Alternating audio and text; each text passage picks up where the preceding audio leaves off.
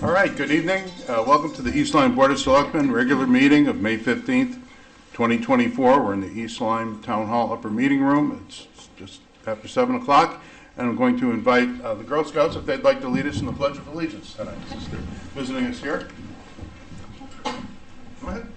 I pledge allegiance to the flag of the United States of America and to the republic for which it stands, one nation, under God, indivisible, with liberty and justice for all. Thank you, girls. Yeah, great job. Okay, so we're on the record. Are there any additional agenda and consent calendar items tonight? I don't think we're adding anything to the agenda that I'm aware of. Okay. Are there any public delegations? Those are members of the community that would like to take the podium and address the Board of Selectmen. If you would just please identify yourself and your address for the record, please. Great. That's our protocol. All right, so it's Dr. Lynn Sosa Bergeron at 54 Saunders Drive, and I am here with Girl Scout Troop 63422, and some of them do have some things they would like to say today. All right? Okay. Well, welcome. Okay.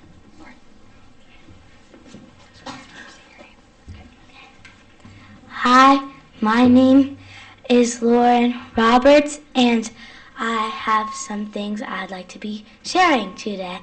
I think that we should add more budget, bigger budget to the schools, so we can do some repair, because so I've been there myself. We have buses at our school. A lot of schools do, and a lot of them are torn down. They have big cuts, and then the bus driver's literally putting duct tape on it, and I feel kind of bad, because I don't go on the bus. I go to Fun Club, which is a great place. It's like an aftercare place, but I have been on there before, and it was really kind of annoying, because there's usually two people, and if you're stuck on the edge, there's usually a corner full of duct tape, and it's so annoying. And if you accidentally sit on the open part, it is the sticky stuff gets on your skin, and I would really like to change that. So I think we should put bigger budget to the schools, and I'm just talking about all the schools. Thank you. I'm Lauren Roberts. Thank you, Lauren. Thank you.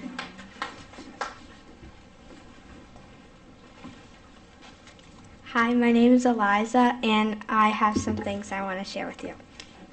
So I think we should have more playgrounds at Flanders, because sometimes my mom and brother, after he comes from school, he wants to go to the playground, but sometimes he can't, because Fun Club's using the playgrounds, and we're not allowed to use them when they are using the playgrounds.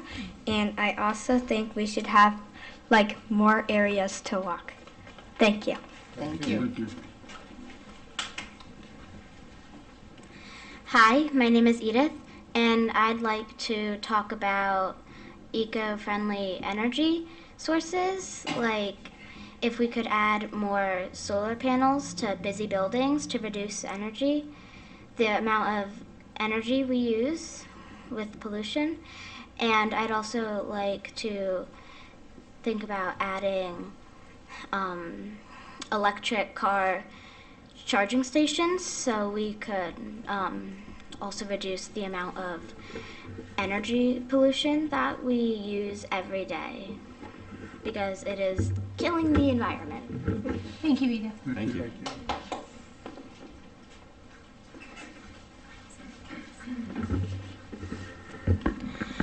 Hi, my name is Maddie, and I would like to say that sometimes kids at our school have things going on in their lives, and sometimes it's a little hard for them to control it while they're in class, and sometimes it can be a little embarrassing for them. So I think that there should be like calm down rooms in the school to help those kids who have things going on in their lives that are hard. And also, the beaches have been getting really, really dirty, and I really like the ocean. And it's really sad to think that animals are being killed because of waste that is being thrown in the pollution. So if we could like do a huge community cleanup, like every once in a while to make sure our oceans stay clean, and it could help not just the ocean animals but other animals and us. Thank you. Thank you, Maddie. Thank you.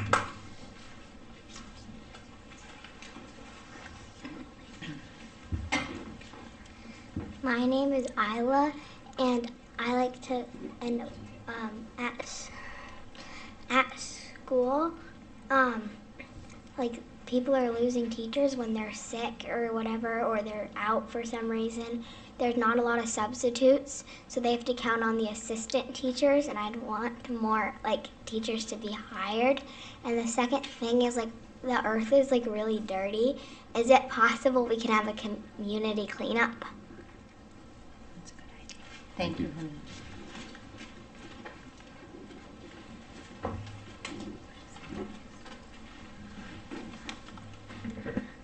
My name is Vivian. I'm from Lily B. Haynes Elementary School, and I would like to share something about my school. Some kids would like an auditorium because sometimes kids are doing activities in the gym because the stage is in the gym room. So some kids are doing activities while other students are trying to do a play rehearsal. So I was thinking we could use like a big empty room that we're not using, and maybe we could turn that into the auditorium. Thank you. Thank you, Vivian.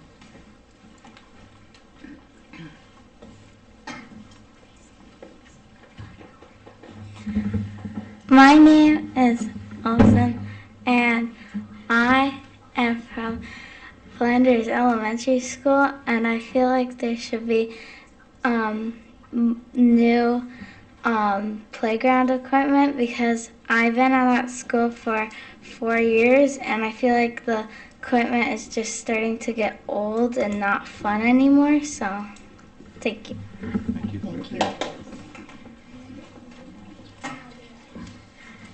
Hi, my name is Ada, and I just wanted to note you guys that I have a family member that they have these, a lot of people have these jobs that they have to take so many tests, like it takes 8 weeks, and it's taking so long, and then what if the last test they fail? All those 8 weeks, they've been like destroyed. And so I just want better jobs to have like more budget so then they can make it easier for people that want to do those jobs to like get their jobs better. So yeah. Thank you. Thank you. Thank you. All right. Are there any? Oh, we have one more. Okay. Hi, my name is Caitlin, and I wanna like say about like recycling, like we shouldn't use like paper plates anymore. We should like, make more plastic plates so it's like better for the environment and like. Thank you. Thank you, Caitlin. Good job. Yep. Thank you. Thank you. very, very Thank much. you for your comments. Thank We you, girls. appreciate that. Is there anyone else that would like to make public comment? Delegations? All right, being none, we will move on. Approval to the approval of the minutes of the regular meeting of May 1st, 2024. I move to approve the regular minutes of May 1st, 2024 as submitted. Do I hear a second? Second. Thank you. Any commentary or changes to the minutes?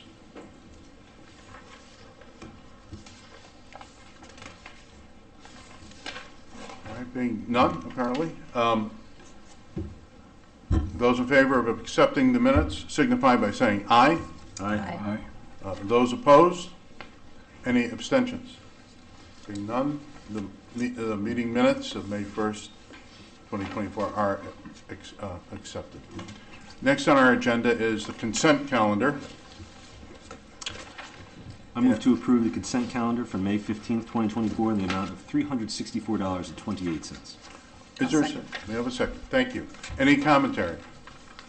Being none, those in favor of accepting the consent calendar signify by saying aye. Aye. Aye. Any opposed? Being none, motion carries.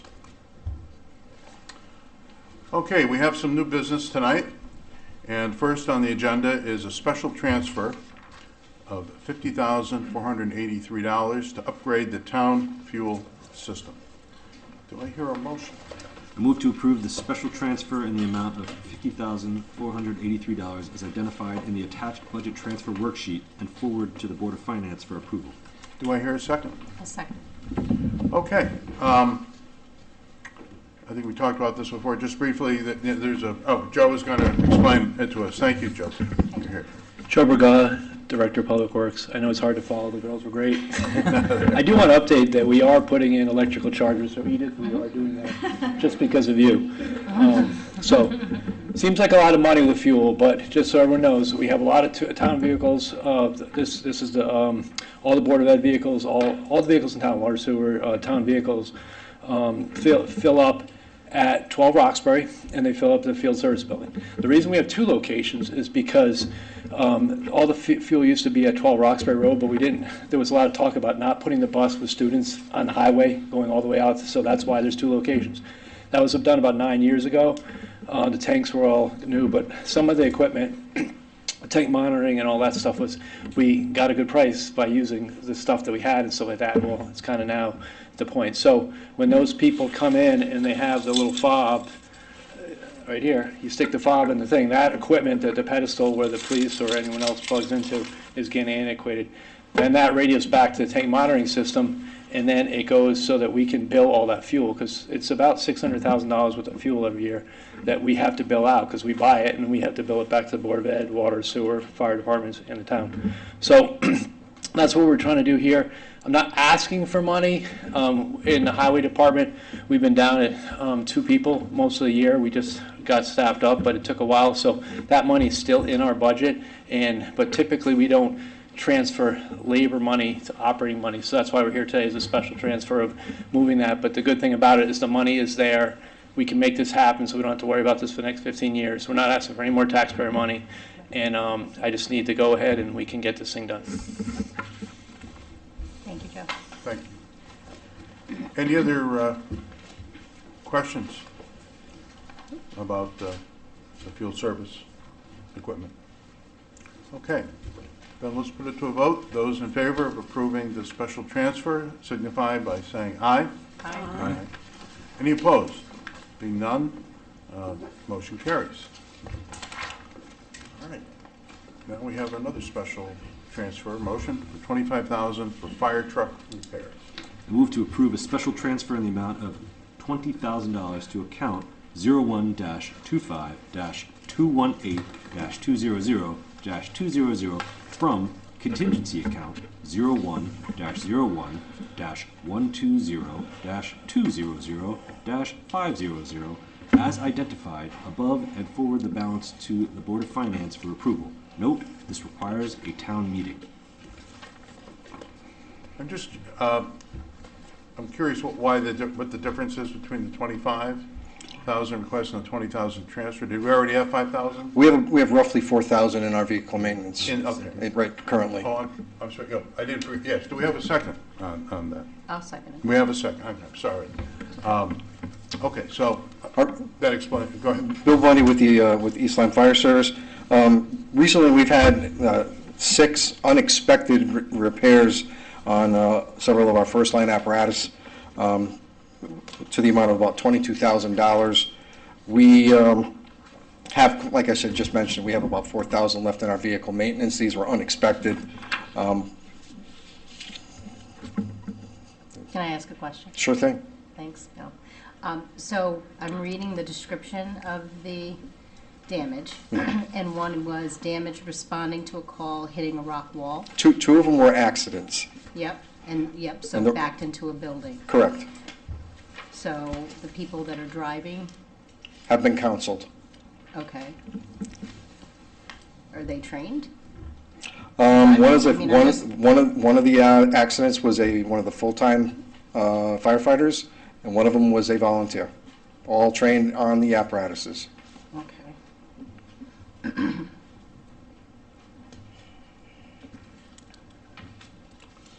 Any further discussion or questions? So when you say they've been counseled, so do they have to put in any type of money for the damage that they've done? I don't believe that's typically the. It's not typical? That's not typical of their accidents. I mean, Okay.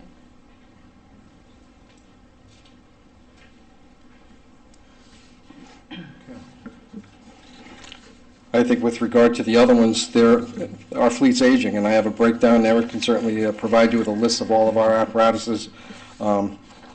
First line, we're looking at repairs that, because of the fleet is aging. I mean, some of these vehicles should have been retired several years ago. We're still keeping them together as best we can. Could you tell me when the last item on the agenda, Flanders Rescue, B27, that is the rotted out exhaust system, when is that vehicle due to be replaced? Let me see that. Take care of that. About another 10 years. Oh, All right, well then it seems like we've got to spend the $5,000. yeah. And again, the old engine B11, the replacing of the rotted ground wire. That is due to be retired any moment now. That repair was conducted prior to our notice that we were receiving the new engine that was coming in to replace that. It was still a first line apparatus. We still needed it for its operation. The schedule for its replacement hadn't been set, so that's why that vehicle was repaired, the B11. But that's coming offline. That's going to be nothing but a spare. We're keeping it. We are keeping it. Okay. At least that's the plan as of right now. Is there any market for engines such as this for resale? Yeah, we're exploring that. We're going to keep it for a little bit as we shift everything over to the new engine. We've already been talking with finance and with a couple resellers of fire apparatus to get it sold. We went down to view the new one a couple weeks ago, and we spoke to the manufacturer, the salespeople there. They're willing to do just that. The depreciation, if we were to get a couple $1,000s, we would be lucky at that point. So, we're exploring all the options in terms of whether or not it's more cost effective for us to keep it as a spare, or we've talked about selling it to a department down south. I mean, all options are being explored, but I think in terms of getting some good money for it, it doesn't sound like that's really a strong possibility. How many of those engines do we have in our fleet 5. that are identical to this? Well, they're not exact. They're first line engine in terms of their operation capacity, but they're varying aging. They're in various time frames of age. Thank you for that information. I do have a sheet that I can present to you that's got it breaks down the entire fleet in terms of its year, its make, when it's due for refurb, and when it's due for replacement based on the NFPA standard, if you'd like. I have a question. Yes, sir. So you're asking for 20,000. There's 4,000 in the bank, and the estimated total is 22,000. Correct. Doing like a $2,000 cushion? Just in the event that we have any unforeseen, other breakdowns. Because again, a lot of these things, when you start talking about, power steering O-rings, there are things mechanically that, just based on the virtue of its age, if they go out, they have the potential to break down, just due to normal wear and tear. So that 2,000 would just be in the event that we had something come up that we needed to fix, immediately before the next budget cycle. How old is the oldest vehicle that we're running, would you say? Sheet. What year? The largest, the biggest fire truck that's the oldest would be B11, and that's a 92. We do have a 1961 Dodge Power Wagon that goes out for brush fires. That's like a old school pickup truck, but fire truck wise, it's the current B11 that's getting replaced. The B11 is a 1992 Yep. vehicle. And the next one after that. Is B17, Right. which is a 1995. Yeah. Yep. That's a rescue truck in Niantic. Yep. Okay. Any further questions? Oh, I'm all set. You're all set? Okay, Candace? Okay. All right, let's, those in favor signify by saying aye. Aye. Anyone opposed? Anyone abstaining? Being none, that motion carries.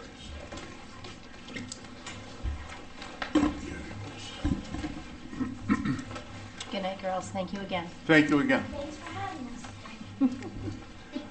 us. So next on our agenda is something we've been looking forward to hearing from the presentation by the Short-Term Rental Subcommittee. I'm sorry. Do we need to make a town meeting, a motion for town meeting? I think we're going to do that at D. They're going to see us. There is no D on the agenda. Did we change the? We amended the agenda, so that knocked everything out of order. So what's the next thing on the real agenda? So who's got the right agenda? The presentation's next? Okay, so we'll go back. Yeah, thanks. All right, please. Thank you.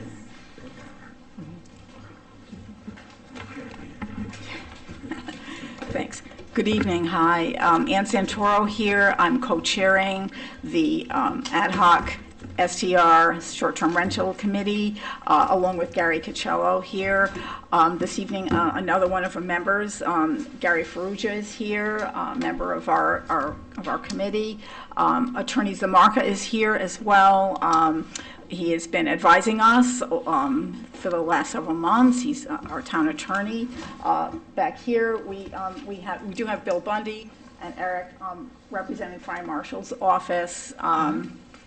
And they have also assisted us and presented our committee with information. Thanks for the opportunity tonight to speak to you. I just want to reiterate one point. I know you're all aware of it as the Board of Selectmen, but the public probably could use this repetition, which is that the committee is an advisory committee, and we were formed by the charge that you enacted to look into the issue of short-term rentals in East Lyme. And so any recommendations that we make, all of what we tell you, it's up to you to take that information and determine policy. So just want to be clear about that for the public. Since Gary Cocello and I were here at the end of February, we've written, the committee produced a status report. And you've gotten that both by email and hard copies. The report's about 20 pages or so. The exhibits are about 80 pages. I know it's a lot of information. And the purpose of the status report, and I think we talked about this a little bit last time, is to basically give you our work product to date.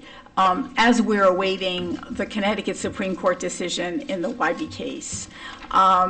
So we are taking a pause as a committee, but we felt it would be very important to synthesize the information, kind of lead you to the edge of the water, if you will, and then once we have that decision, we'll be able to make final recommendations. So that's the point of the status report.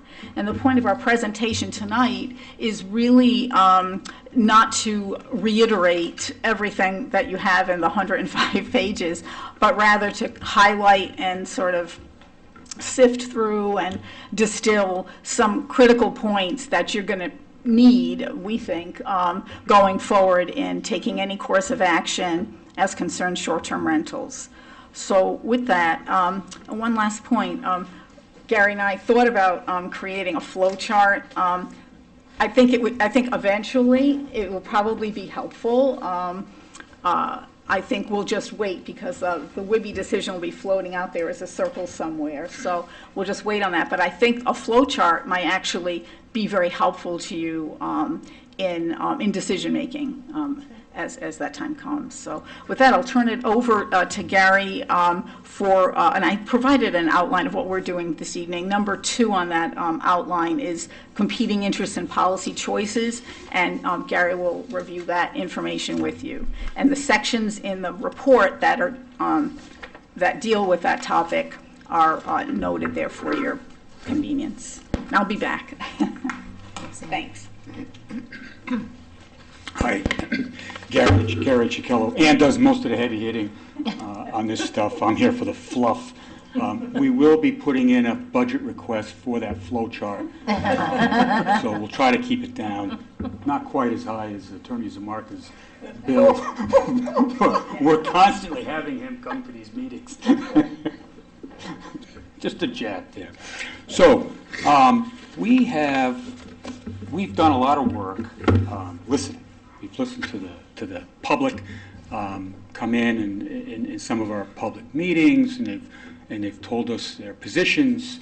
We've read a lot of emails, and there were some nasty emails going back and forth. I thought I was on the internet for a while. But we have synthesized the 2 competing factions in town. And for some reason, I got assigned that assignment to give you both positions. So I'll try to do that. First, I'm going to argue in favor of short-term rentals. So I'm going to kind of be like a short-term rental host. I'm going to tell you why they're so great, and then I'm going to argue kind of against short-term rentals as a resident at large, saying that they're the worst thing that we could ever have in East Lyme. So the first one, as my argument in favor of short-term rentals, I'm going to kind of try to give you the flavor of what we heard in our meetings. There were some testy meetings and testimony, so I'm going to try to repeat that for you folks. Okay? So bear with me. I'm going to try to have a little fun. Argument in favor of short-term rentals. This is kind of what it sounds like. This is what I heard, if you will. So this is my house. I make the rules. I'm the king of my house and the lord of my castle. And these are things that we heard. No one tells me what I can or cannot do with my house. It's the last time I looked, this was America. And I have a constitutional right to do what I want with my property, and I will. Now, short-term rentals are the only way that I can pay my expenses when I own a beach property. Outrageous property taxes in East Lyme force me to rent this property as a short-term rental. Renting these properties as long-term rentals, it doesn't cut it because the expenses with taxes and maintenance are too high. Short-term rental is the only way that we can afford a beach house in East Lyme. Now, short-term rental guests are better than long-term rental guests. And this is what we heard. They pay me more money. They're nicer and they're more interesting people. We get people from all over They come here for graduations, they come here for weddings, for reunions. They love East Lyme. They've vacationed here for years, and they're very interesting people. More interesting than the long-term rental people who just come into our properties and damage them. And on the infrequent time that we get a bad short-term rental guest, they're gone after a couple of days. However, with long-term rental guests, tenants, with the bad ones, it takes months to evict them and a lot of money to get rid of them. Short-term rental guests do not burden our school system. They do not cost the town extra money because they don't put kids in the system. Long-term rental tenants, they cost the town more money. Short-term rental guests are just better than traditional neighbors. Unlike the Girl Scouts, I have to use notes. they were better than I am. There is not a short-term rental problem in East Lyme. Neighbors love short-term rental guests. I'm a 5-star short-term rental host. Just read my reviews and you'll see. I only rent to 5-star short-term rental guests. And if one of those 5-star guests turns out to be a 1-star guest because of too much noise or too much trash or too many trashy guests, too many cars, late night parties, then guess what? I keep their deposit and I give them a bad review. The neighbors may have to put up with it, but I don't have to live there. It's an infrequent inconvenience, and they'll get over it. And if they don't get over it, then they can rent their house as a short-term rental, or they can sell out. Now, my 5-star short-term rental guests don't only benefit me, they benefit East Lyme. They pay me money so that I can pay my outrageous taxes on time. I maintain my property in better condition so the town looks better. They patronize our local stores and shops. Our restaurants sell more fried clams, pizza slices, and ice cream. They pay room occupancy taxes. They promote tourism. They create memories of East Lyme and then promote East Lyme. Short-term rental guests are good. We need more, not less. Now, there's been a lot of talk in this short-term rental committee by these committee members about regulating short-term rentals. If you think short-term rental hosts are going to let that happen, well, you better think again. Short-term rental hosts are going to fight back. We're not going to take this sitting down. We're going to file lawsuits. We're going to bring lawyers to the meetings. And we will sue if you force us to register, like they've done all over the country. We'll sue if you force us to be owner-occupied short-term rentals. We'll sue if you force home inspections on us. We'll sue if you cap the number of short-term rentals in town. We'll sue if you limit the number of days that we can rent in a year as a short-term rental. We'll sue if you put occupancy limits on our short-term rentals based upon bedrooms and septic sizes. We want to put as many people as we can in our properties. We'll sue if you limit the number of cars that we can have on our properties. And we'll sue if you restrict us to certain zones. So, if East Lyme gives the green light for short-term rentals, we can coexist amicably if you stay in your lane and you let us do what we do best. That's the argument in favor of short-term rentals. Now, on the flip side, most of that stuff was things that we actually heard in the meetings, in the emails. Some of it was from research. The argument in favor, or I should say against short-term rentals, is more my synthesis of what I heard. There were less people who came to the meetings and who sent us emails who were against short-term rentals. I kind of synthesized what they said and tried to find some kind of meaning in their positions. So, arguments, and I'm not going to name it argument against short-term rental, arguments in favor of preserving the charm of East Lyme. It sounds something like this. So, according to the town attorney and town zoning officers, the laws on the books do not permit the operation of short-term rentals in town. There are those in town who believe that those are good laws. There are those in town who do not see the advantage of permitting short-term rentals in town. There are those in town who wish to preserve the small-term charm of East Lyme.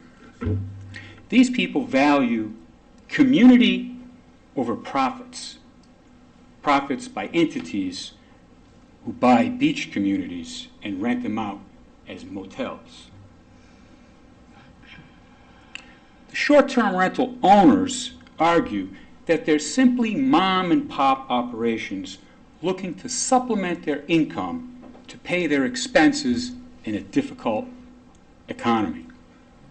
The problem is that these moms and pops, sooner or later, they're going to cash out. And who are they going to cash out to? Large corporations, private equity funds, because they have the money to outbid anyone. We currently have a problem in our country with large corporations outbidding families trying to buy homes. These corporations are buying up single-family homes throughout the country, and they're eliminating the dream of home ownership for Americans. This is actually happening. And East Lyme is not in an oasis where it will not happen.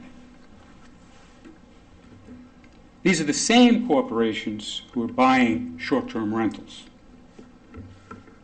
Now, these are the same type of corporations that also have invaded our everyday lives. Big companies, billion-dollar companies with ride sharing, grocery delivery, fast food delivery, any activity we can imagine in our life, these big companies are capitalizing on that.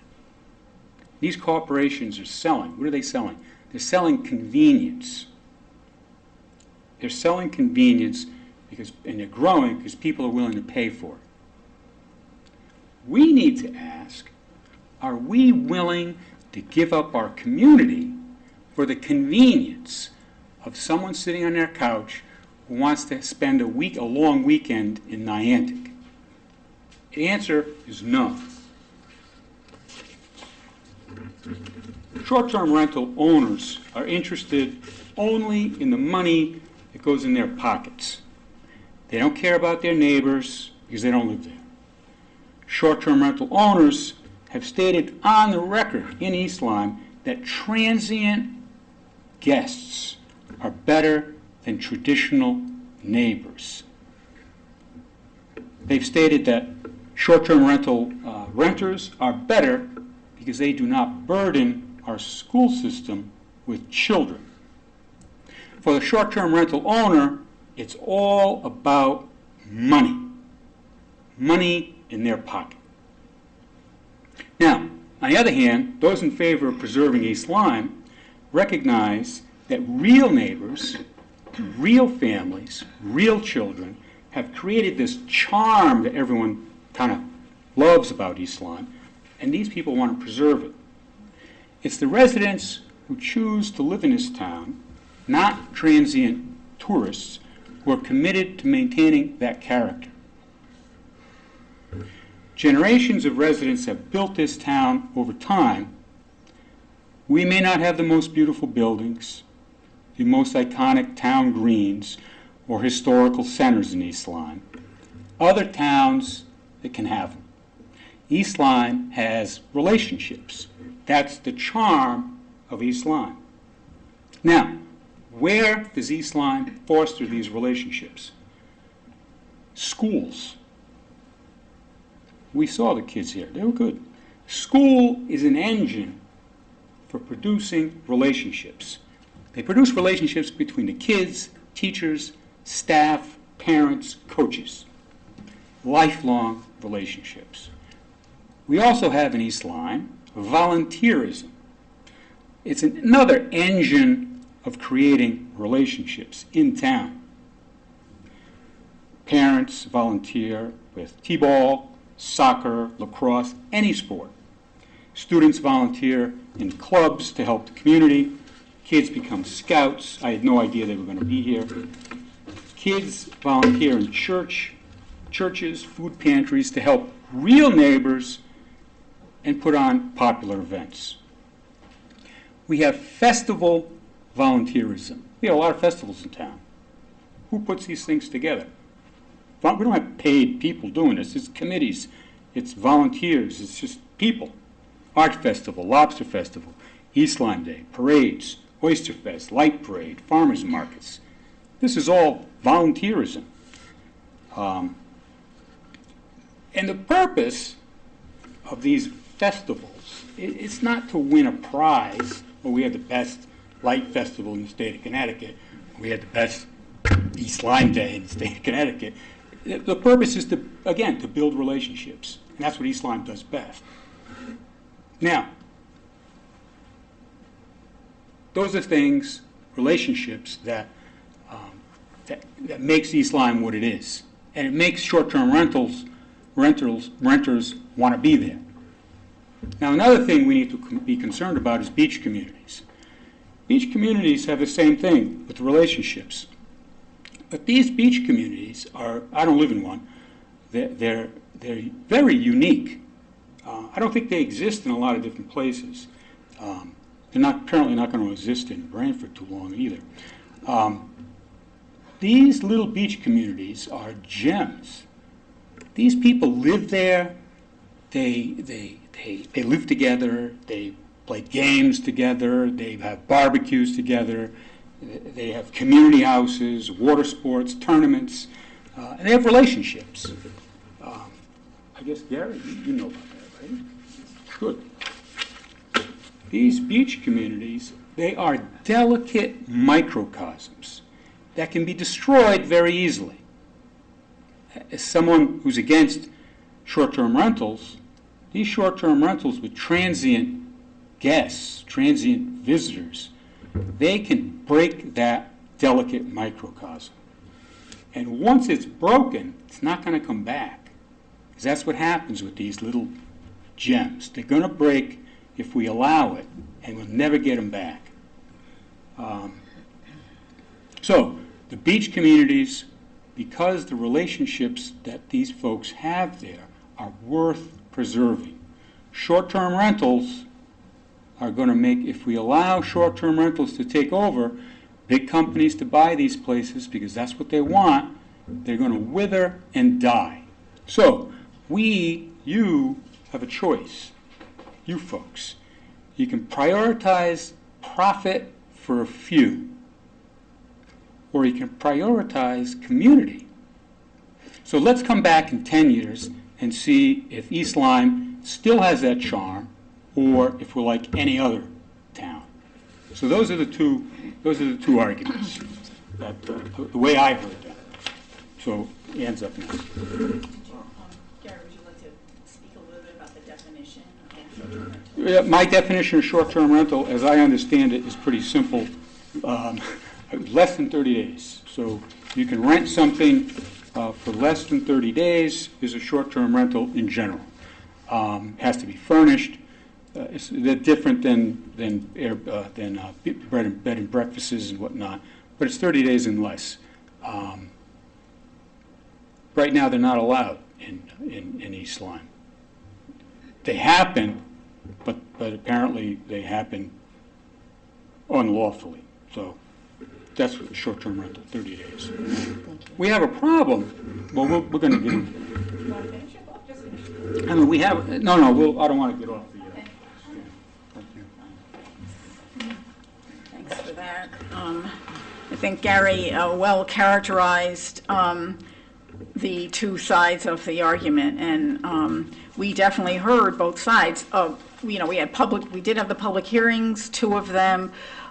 We always opened our meetings to delegations, and we opened ourselves and our emails to receiving information from residents. So there seemed to be more of a concerted effort by owners of short-term rentals to appear and speak and be a little organized about what they were saying and so forth, less so with individuals. But sometimes people, I don't know about you, Gary, but people would come up to me and say something negative about living in a community that on a street where they exist, but they were reluctant to write something. So that's just a problem, and surveys don't solve that problem either, I think we made a very concerted effort to get public opinion as much as possible. So, okay, we're down to number 3 here, which is the legal framework, and there's lots of legal information. What I just wanted to do tonight was really pinpoint the things that you need to keep in your head as you're going forward. And you can kind of divide the short-term rental legal world for East Lyme into two little categories, or 2 categories. One would be current and existing law, and the other would be to be determined. And in the to be determined category, you have to keep in mind, obviously, what is current and existing, and we'll get into that second. So what's current and existing? Gary mentioned correctly about our town zoning regulations.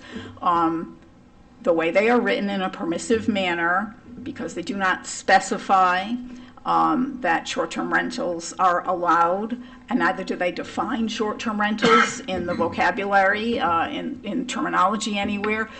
That's interpreted traditionally and historically to mean they're not allowed. And we've had Attorney Zamarka weigh in on that, as well as Bill Mulholland. And it's the same for many communities. So given that, so we have to keep that in mind, but however, our town, through our zoning regulations, does regulate traditional forms of lodging. So bed and breakfast, inns, hotels, motels, those are covered. And in the report, I go into some of the requirements for those. The bed and breakfast is closest, I guess, you would say, generally speaking, to a short-term rental. The difference is the bed and breakfast tends to be defined as owner-occupied, and also providing meals. And the term of stay is not to exceed 7 days. So, and you'll see that they tend to be short, and they're not extensive, as in 30 days or under. We have that system in our town. We have that regulation. A special permit is required if one wants to open a bed and breakfast. I did ask Mr. Mulholland at one point recently, what's our number there? Do we have like 5 B&Bs going on that you are aware of, or who have actually received special permits? And he said there's probably 1 right now. So it's kind of becoming anachronistic in some ways. Okay. So in terms of, that's the town zoning, and that applies town-wide, except, and this is where East Lyme, has this issue, a legal issue, which I think is difficult to deal with. There are beach associations that have their own zoning, and those are Black Point, Crescent Beach, and Giant's Neck. Basically, in some ways, it's a good thing. I mean, sometimes I almost wish that every beach community had their own zoning, because then preferences and would be met, and we wouldn't be in this kind of pickle that we are, because we have 5 beach communities that do not have their own zoning. Some have enacted bylaws, and for example, Oak Grove, has enacted a bylaw on short-term rentals, of 7 days, recommending 7 days or more. And then you have, on the other hand, Black Point Beach Association, which has its own zoning, has a real zoning regulation that can be enforced. So a question that I've had, and I discussed it very briefly with Attorney Zamarka, and we'll get into that more as time goes on, and we're coming to final conclusions after the Wibby decision, is what about these bylaws? Excuse me. What about beach communities that, let me just grab some. Thanks. Thank you.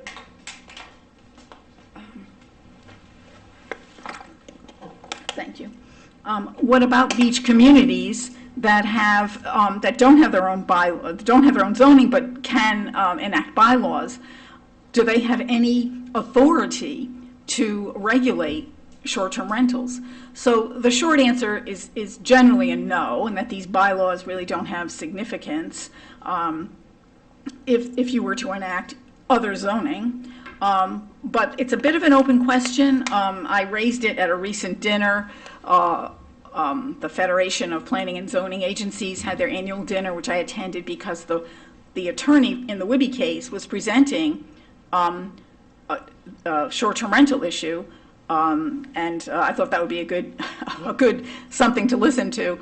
And I asked that question when he was finished speaking. I asked the very question about the bylaws and how they could be regarded. And so his recommendation was just to take a good look at how these communities have been incorporated. So that might be something down the pike that we need a fuller discussion and more information about.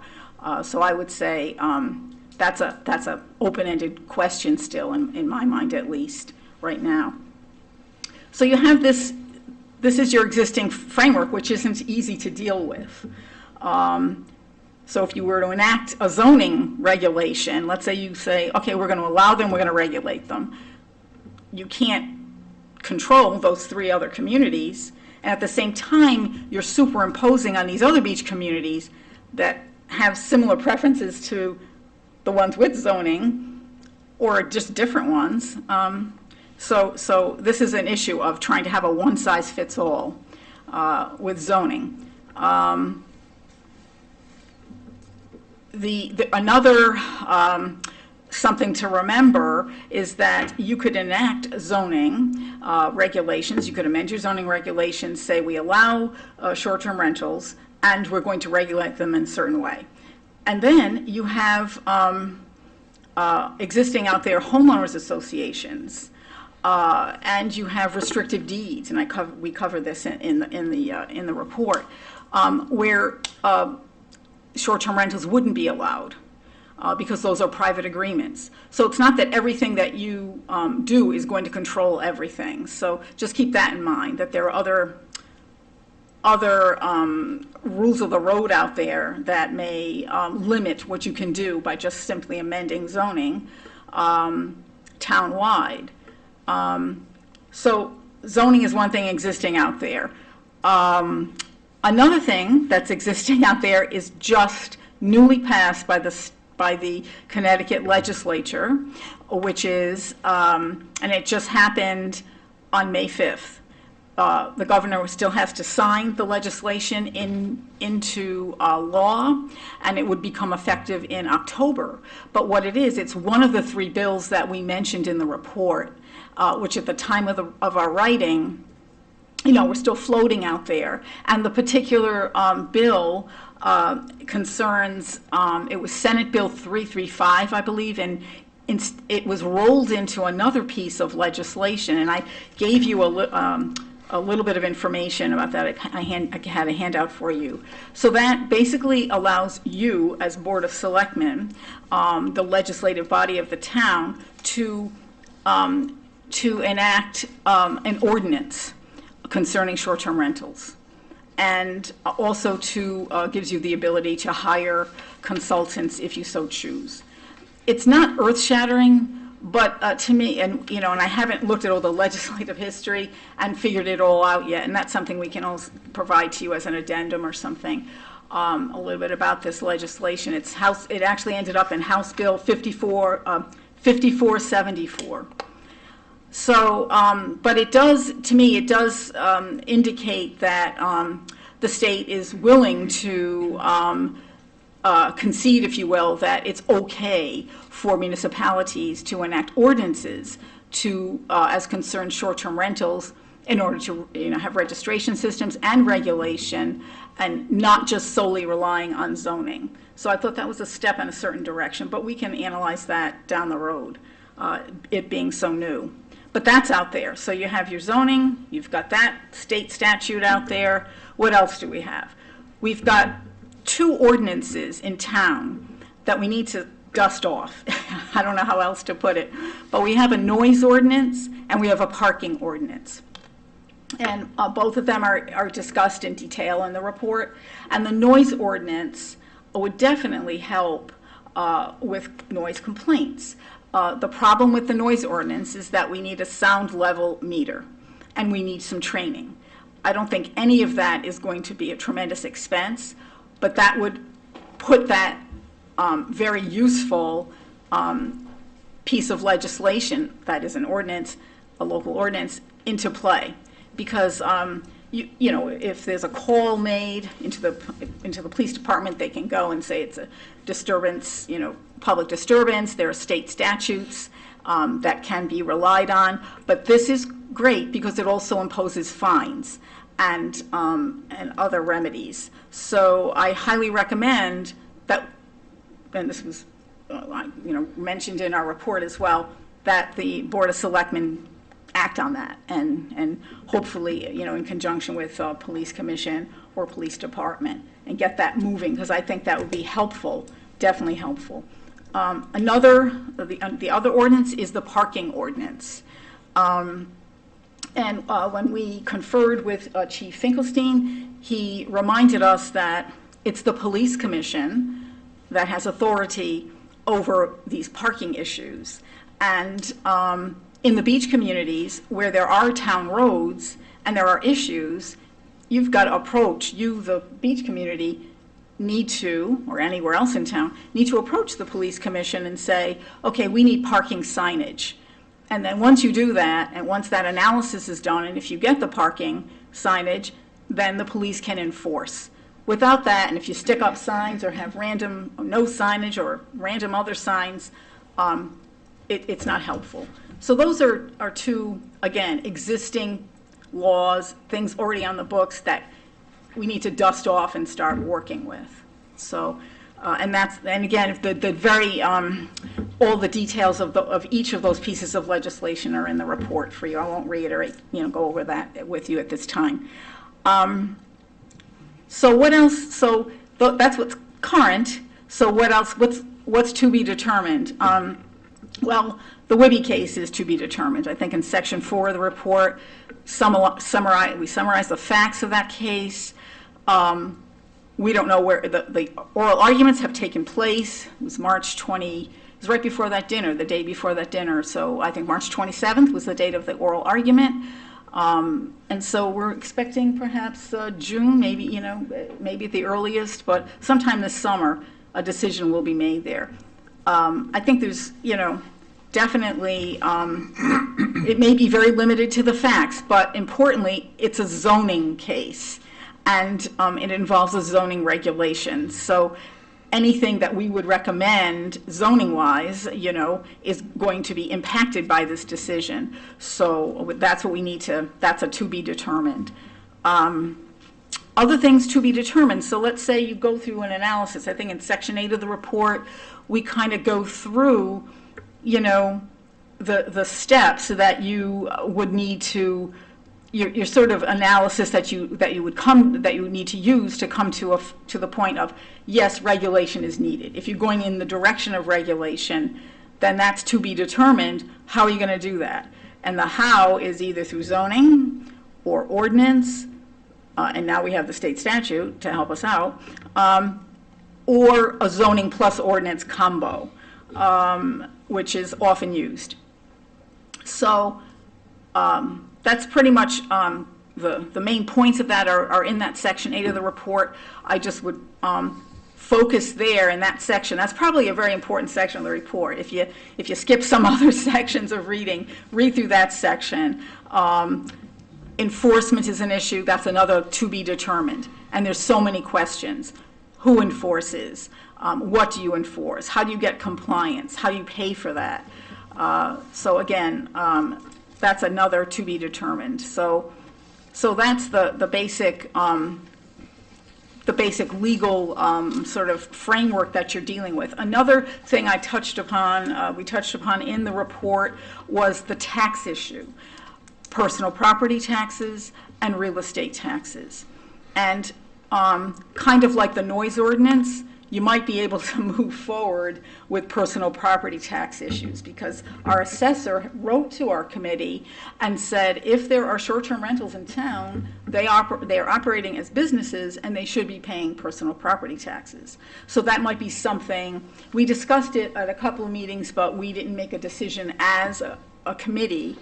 But I'll mention it now, that might be something that you discuss at greater length with her on how she feels that can be done. Right now, I know of, through her, 2 STRs in town, one quite large, that are paying the personal property taxes. It won't amount to a ton of money, but it's hard to tell. It's really hard to tell unless you really fill out the forms and do that analysis. So Diane, our assessor, had given me a ballpark number, but I wasn't on board with that. I think we've really it's hard to guess at that at the moment. The other thing is the property taxes. We discussed as a committee, and I believe John Salino had brought up the issue of how do you value these properties if they're being used as mini hotels. How can we value that? How can we get the proper assessment of that? So in speaking with Diane, it's apparent that that's not what we do. We use mass appraisal system, as is done in every town in Connecticut. And it's mentioned that section of the paper, you can see that is heading in the direction of we need some change at the state level on that, and there was a piece of legislation looking for a cut of the occupancy tax that short-term rentals through the platforms have to pay, but that did die. That bill did die. But that would have been another way of getting at the taxation, real estate taxation issue. So that's about it for your legal framework. Again, in the to be determined category, you've got to keep in mind what you've already got. And at the moment, keep in mind what you can use. So next, it will be both Gary and I on, in section 4 of this outline, examples to consider. So I'll just introduce the topic, and Gary, you can just jump in here. This is what to note and what to watch, and that's in section 10 of your reports.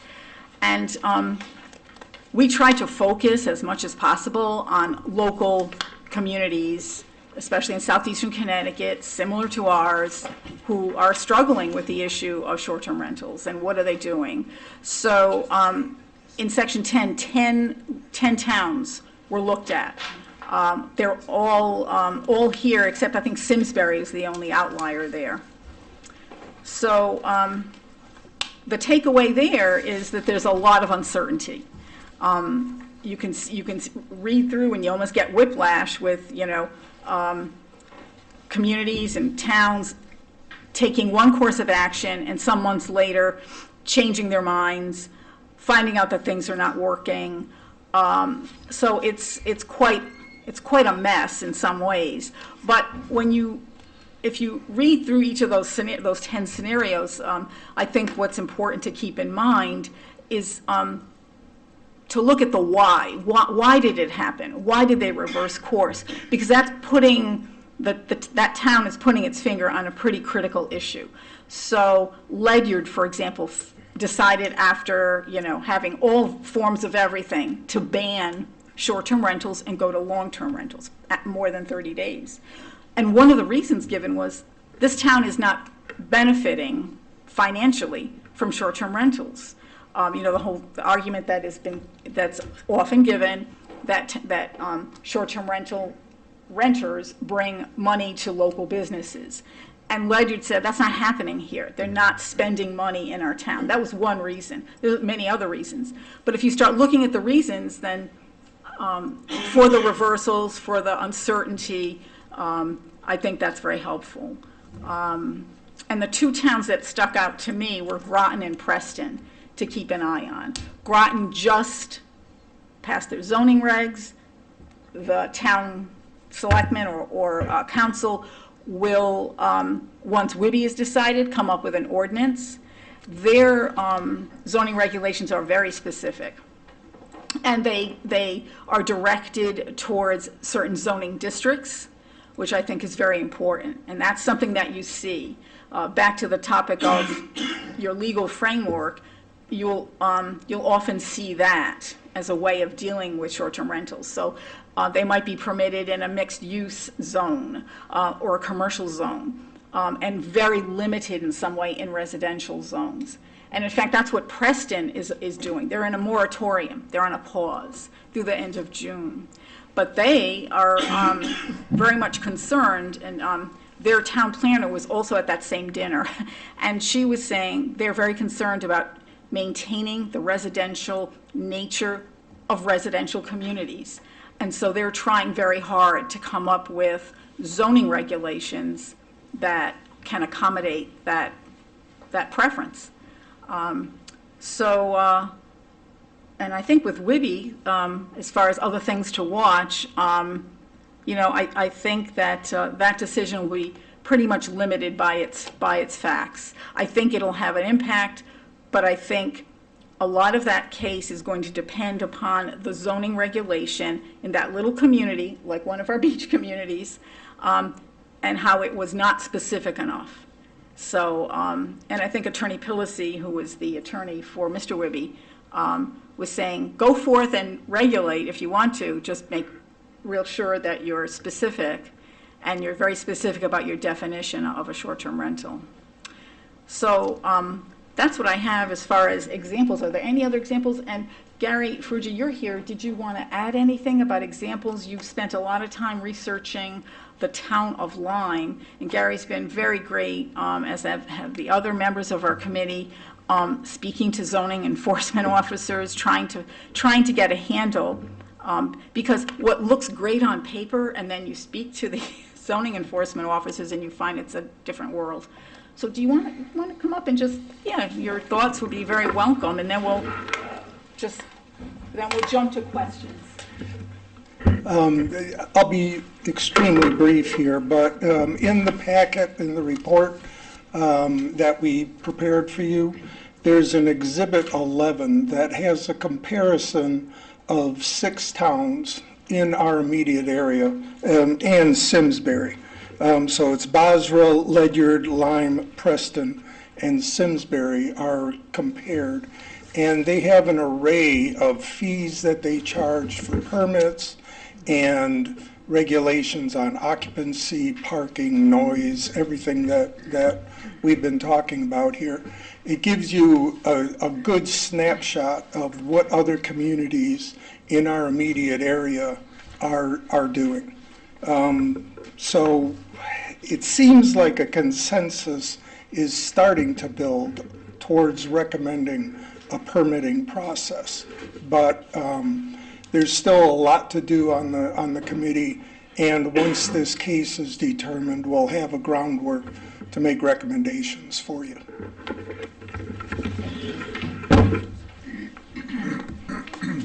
Just briefly on Section 10, with respect to our neighboring communities, what we can glean from what they're doing, basically, they're either banning them, that's an option, that's what they're doing, some of them, or they're allowing them and regulating them. So banning them is legit, they're doing it. Regulations, probably the more regulations that you impose, the more problems you're going to have. the simpler the regulations, the less problems you're going to have with the issue. But it all comes down to priorities. Town needs to make a decision. The first issue is, before you get into anything, do we want short-term rentals? Do they benefit the community? Do they benefit the town? Yes or no? So that's the first question. You can't just jump into what regulations are good and which regulations are bad. The analysis is, do we want them as a community? Some of these towns said no, some of them said yes. So I'm not questioning their priorities. I'm just saying both answers are legit, and but less regulation is just going to cause less trouble.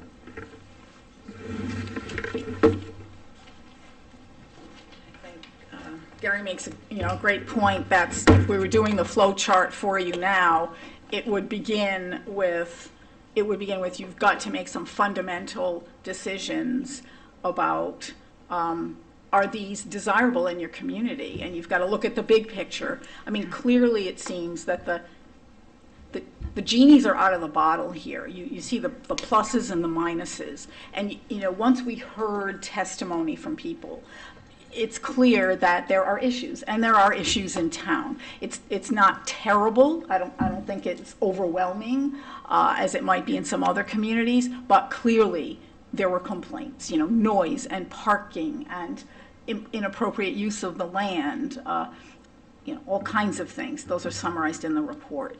So you have to make these fundamental decisions, and if you have them, where are they going to be? Are they going to be in residential communities? Are they not going to be there?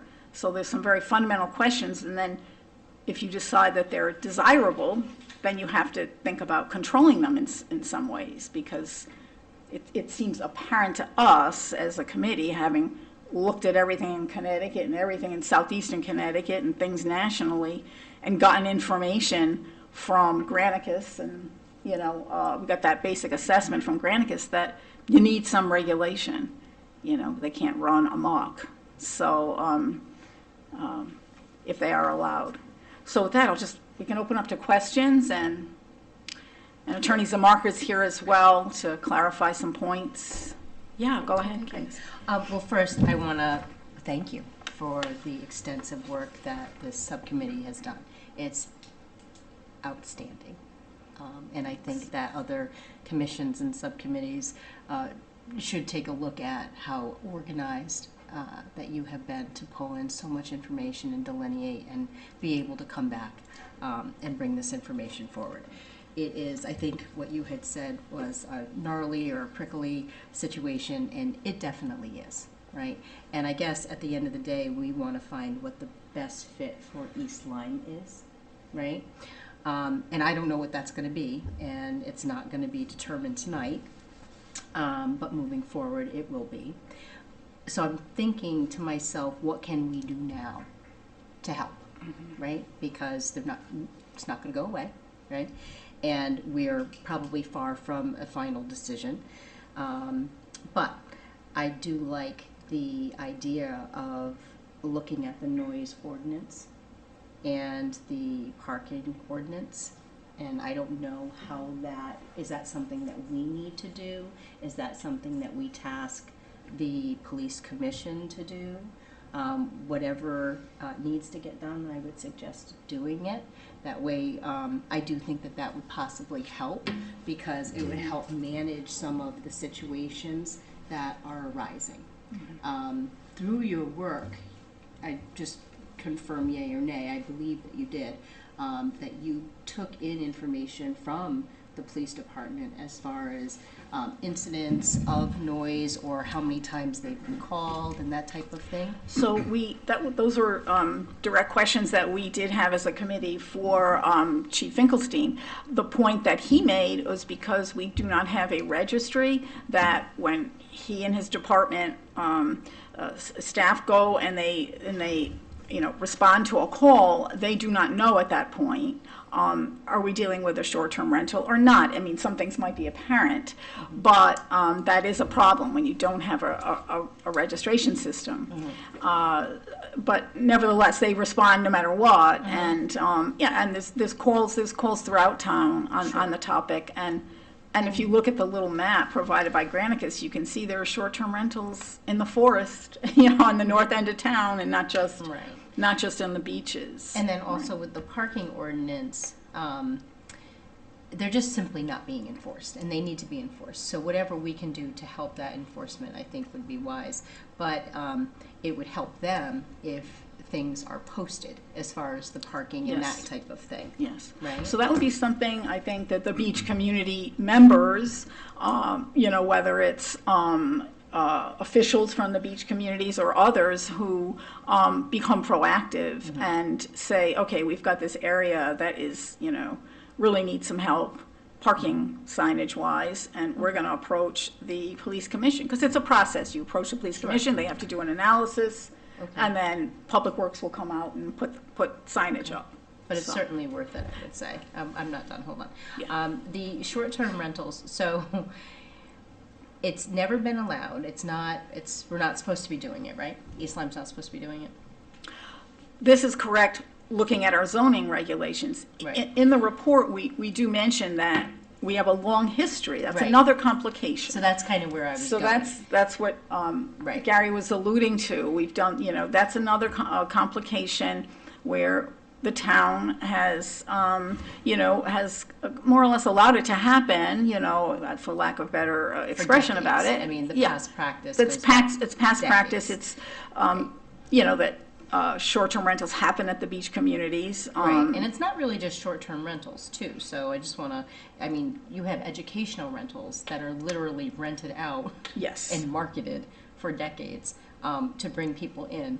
To rent, and then also summer rentals. Yes. So there's a whole host of rentals that, long-term, anything, let's say if it's over 30 days, but you have academic rentals and so forth. So they tend to be qualitatively different than the short-term rentals. And the concerns tend to be around the short-term rentals, a weekend, a party situation. That's where the issues. That's where the issues come in. Yeah. It's less if it's a family on a 7-day vacation at a beach community here or somewhere else in our town.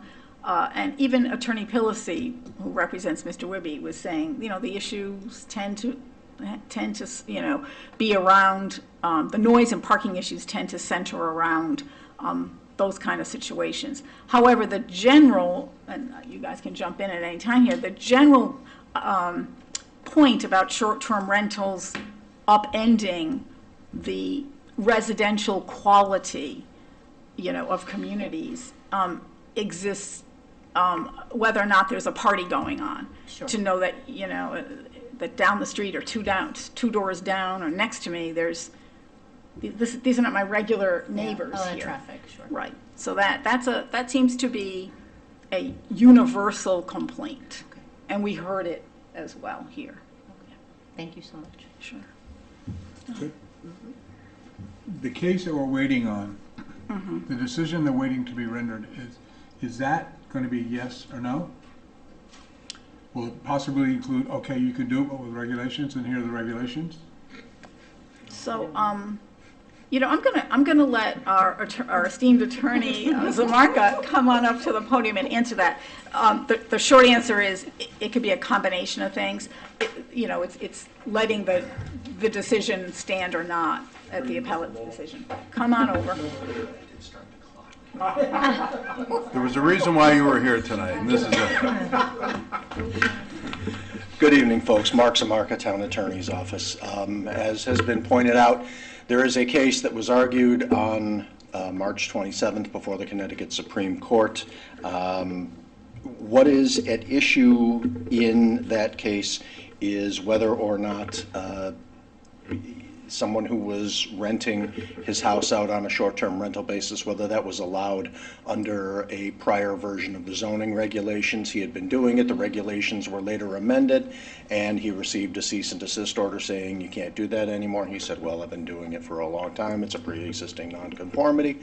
And to not go on too far, that's essentially what the appellate court and now the Supreme Court decided. We don't know exactly what the Supreme Court is going to do. As the first selectman knows, and as the other esteemed attorneys in the audience know, that an appellate court will decide a case on the narrowest issue possible. If there is some procedural anomaly that will allow them to send it back, they will do so. Right now, we don't know what it is they're going to do, but there are a couple of things I think that should be pointed out from the appellate court decision that really do kind of color the way things will be looked at going forward. The first thing that the appellate court noted was that there is an undisputable right to rent one's property. You can buy it, you can sell it, you can lease it, you can live in it. These are what the appellate court found as undisputable rights, and anything that hampers that must be done very, very carefully and very circumspectly. The other thing that is of importance to this community is that the zoning regulations that are at issue in front of the Supreme Court now, the appellate court basically found that there was a sign regulation in the 1994 regulations, which are the ones at issue in that case. And essentially the sign regulations said you could advertise your property for rent via a sign on your lawn. The appellate court said, you know what, that means the zoning commission realized that renting residential property was a permitted use. If the municipality is going to allow the rental of property on a long-term basis or without any temporal or time limitation, we are not going to impose one. The reason that's important here is that regulation is very, very close to the sign regulation in East Lyme. Yeah. So yes, while it is true that East Lyme zoning is what is known as permissive, meaning if a particular use is not provided for, it is not allowed. It's going to be very difficult, depending on what the Supreme Court says, to say that you cannot allow short-term rentals, at least based on what we know from the appellate court decision right now. Mm-hmm. Thank you for that. Thanks, Mark. Don't know if that answered your question, Mr. McKenzie, but Yes. fact of the matter is we don't really know. That's a long way of saying it. But we do. I think we do know. I mean, that, and excuse me for being presumptive, I think the example of Ledger, not interested in it, is obvious. You know what I'm saying? There's not a draw. This case is in Branford. Correct. The very obvious is there. Same with Black Point and the beach community here. Very obvious that for vacation, this is being pushed as a travel destination. Ledger's got plenty of hotels, and then they also got people working full-time here. So, and Basra, that's whatever. But I think it's rather obvious that we are going to head that way. But here, I'm going to boil it down to, I live in the beach community, and I wish I had the camera last night to show you what happened last night was that a golf cart came down the street with 11 people on it. You're not allowed to have 3 seats. You know, 1 person in every seat, buckled in, registered, unregistered, 11 people in the golf cart. If we're going to do this, which I think we will, we're going to reach some happy medium, there's got to be regulations with teeth. And there's got to be ways to monitor it. It's already known that if you call the police station on a golf cart misuse, and they're all over the place, 10-year-olds driving and stuff, something bad's going to happen.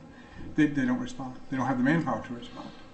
And so if this is going to take place, and there's a noise ordinance, we'll gladly provide the sound meters, whatever, but there's many towns in Florida that used to have spring break that said, nope, total abuse. Another smaller example, to boil it down, is that membership at a private golf course, a lot more rules than one at a general open public course. And you are going to wear a button-down shirt, you are going to wear shoes with socks, whatever. You know, you're not going to leave your beer cans on the greens and stuff, or you'll be asked to leave. Public course, a little more latitude there. I just want to make sure that we keep that image up. I mean, I went to Augusta just to go into the pro shop to buy something there. You can't even go in there.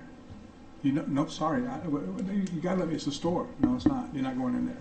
So I don't want that level, but at some point where I bought my single-family home, you said it right in the beginning that you have a right to rent. It's your house. That's a tough thing to get over. That's gonna be a very tough thing to get over. It's gonna be that one little thing. And so as long as we have the people, the implementation to administer it, hey, knock it off, it's not gonna be allowed. It's not gonna be allowed. I live in Black Point, a 40-foot wide lot, so who knows what's gonna be on either side of me. I live there year round. And it's a concern, but I know I'm not gonna be able to stop it. You know, in my heart, I think I know. But as long as there's rules and they're adhered to, even signing a contract with the person that leases and the person that rents, and I mean the owner and the lessee, it's going to come to something. But as long as we make sure we implement the teeth, let's say like a private golf course, that these are the rules. You know, I mean, parking is a serious issue there. You know, you can't park on the roads there, and just that's my concern. And like the fact that we call it a golf cart, 11 people on a golf cart. You know, just so and that's all I'm getting. It can't be spring break every week. You know, so thank you. Great job tonight. Great job. Serious. The analogy, the show you put on to begin with, the pros and the cons, first class. That's a good job. Thanks. Any other questions or concerns or thoughts? Roseanne, anything? Okay. Jason? None for me. Nothing. Thank you. Good job. Okay. I would just say, again, I reiterate, what a fantastic job the committee has done in preparing these materials. I've gone over them a couple times, and there's a lot there. Yes. You know, one of the truest comments that was made during Gary's talk was, you know, let's see where we are 10 years from now. Because that's really, we don't know the implications from what we decide now, whatever it is, pro or con, will really have a profound effect on what we know to be the quality of life in the area. So it's a lot to consider, a lot to think about. Yes. Got to keep an open mind as we work our way through it. And one last thing I'll say is, you know, I'm thankful that I'm at a point in my legal career right now that it's very doubtful that I'll be going up against Gary in closing argument in any case anytime soon. So fantastic presentation on how you presented both sides. Really was clever and artful. Yeah. So any other comments? That's it. Thank you. Thank you. Thank you very much. You're welcome.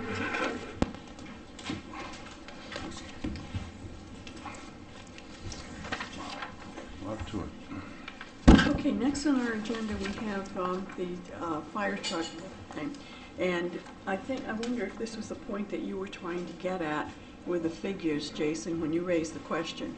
So we had in our, in the original request, the request was for an estimated total of $22,000. And then we have the note that says that there's a remaining $4,000 in the vehicle maintenance. I think we did that. Yes, but did we do the whole thing? Yeah, we have to schedule the town meeting. We're going to be scheduling the town meetings on other things. But I couldn't get the figures to match up. Yeah, you might be in a different sequence. Yep. Right. I think the next thing is to schedule the town meetings. Yeah. So you might, I don't know what letter it is on your agenda. That's just 2D on mine. Okay. 2D, yeah. Yeah, okay. All right. Yeah. So I hear a motion to schedule a town meeting. Move the following. Town of East Lyme notice of special town meeting June 5th, 2024 at 7 p.m. Notice is hereby given of a special town meeting of the town of East Lyme to be held on Wednesday, June 5th, 2024 at 7 p.m. Eastern Time at the East Lyme Town Hall Upper Meeting Room for the following purposes. 1. To approve a special appropriation in the amount of $157,000 to the fiscal year 23-24 Highway Road Reconstruction Account 01-30-317-200-224 to offset utility pavement restoration costs. 2. To authorize the first selectman in the name and on behalf of the town to execute and deliver a grant agreement with the Community Foundation of Eastern Connecticut for $15,000 and to do all things necessary to effectuate said grant agreement. 3, to transact any other business proper to come before the meeting. Dated at East Lyme, Connecticut, this 15th day of May, 2024, East Lyme Board of Selectmen. Thank you. Do I hear a second? I'll second. Okay, so I think we discussed in some detail last time how that 157,000 came to be. We did work. We received it from I believe it was EverSource money, and it was put in an account. And now we have done the work on the roads and want to reappropriate it to the right account. And then on the other one, it was for the Brookside Farm, and on a perch was successful in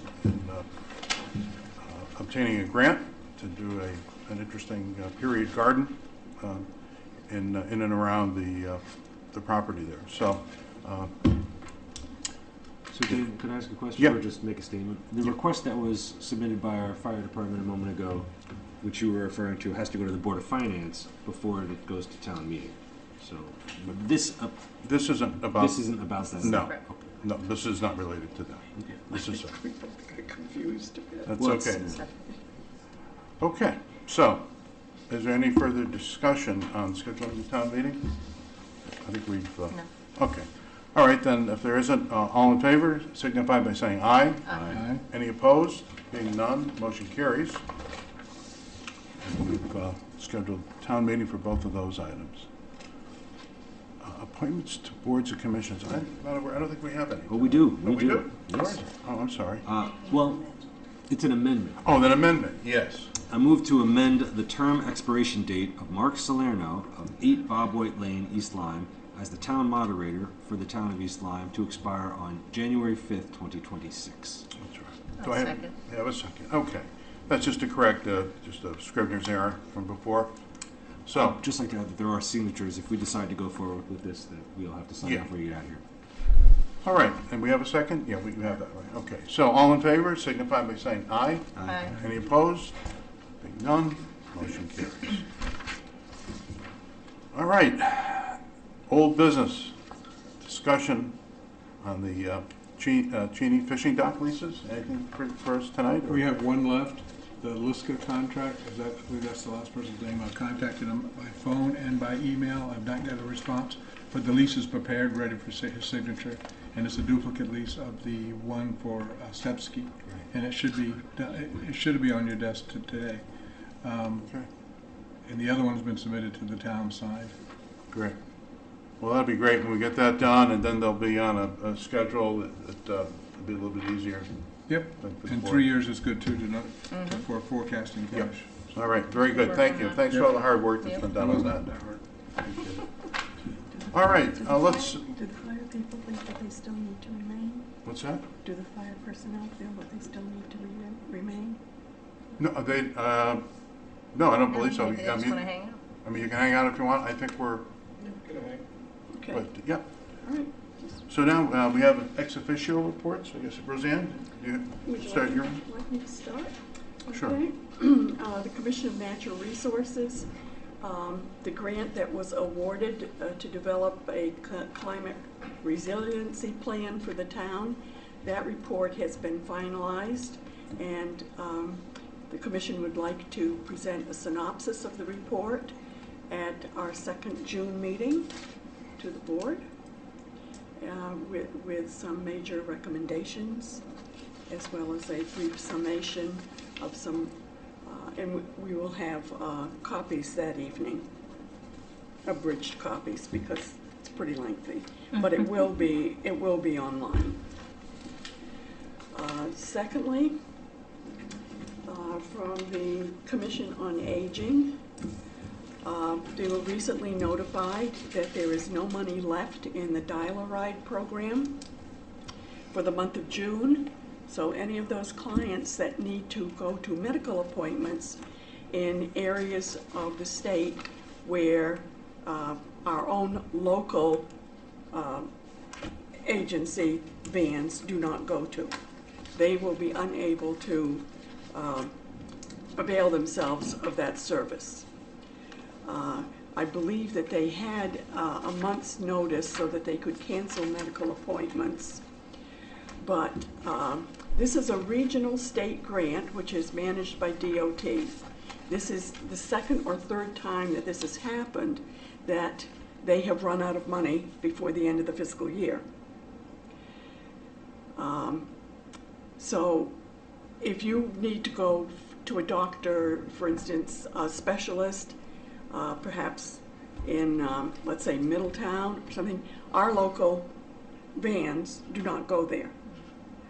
So I think that, as this is not the first time this has happened, it's a consortium. The towns that are involved in this are not part of COG. So as I spoke with Mr. Cunningham about this yesterday, we don't have a single network that we can immediately connect with.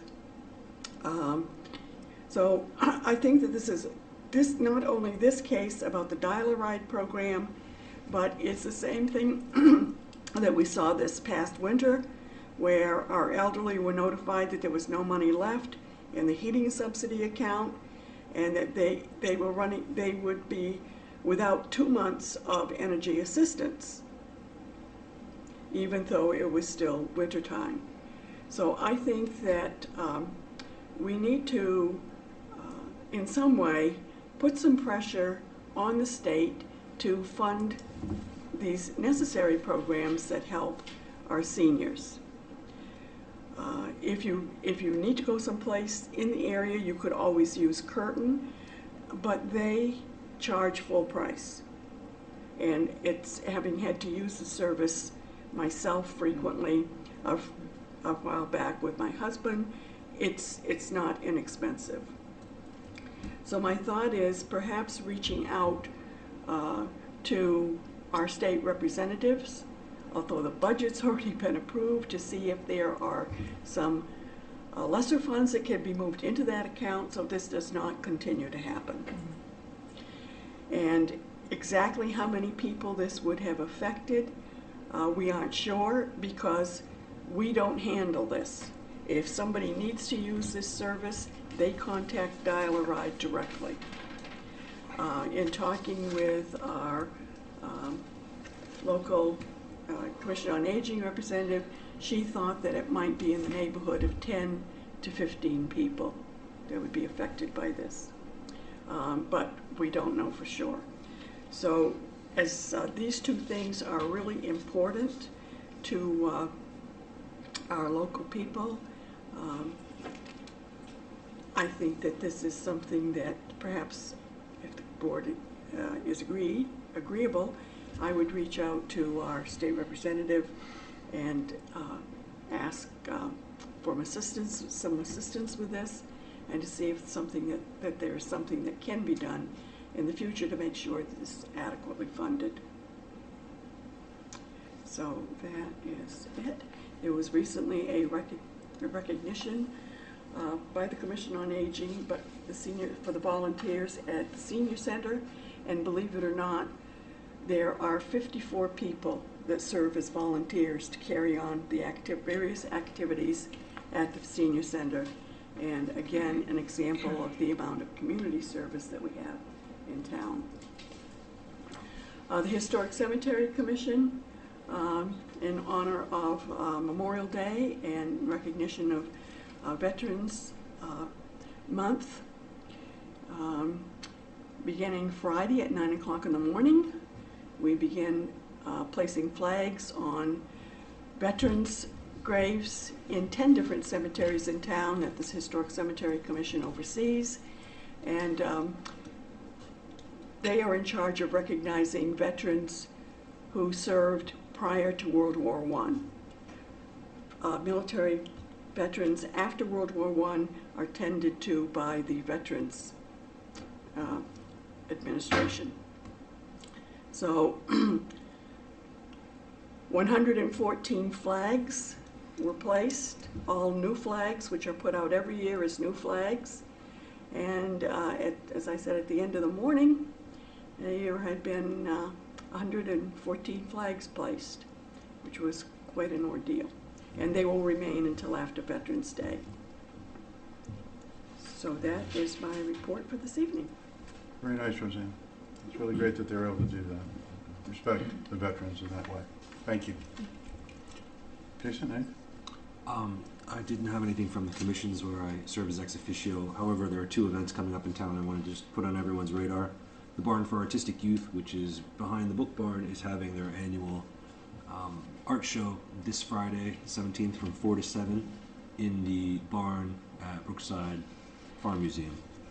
So if you're available to come by and check it out, I'm sure they would appreciate your support. Also, the Stars to STEM Regional Planetarium up at the high school is having its 2nd evening event. Last month there was a musical event. This year it's going to be a literary event with some authors. A local author, Stephen Ostrowski, is going to share from his new book. That is on the 31st, so 2 Fridays, from 7 to 9. Okay, great. Candace? Yes, I had a historic meeting. They have been working on a master list of historic homes, so that's being compiled.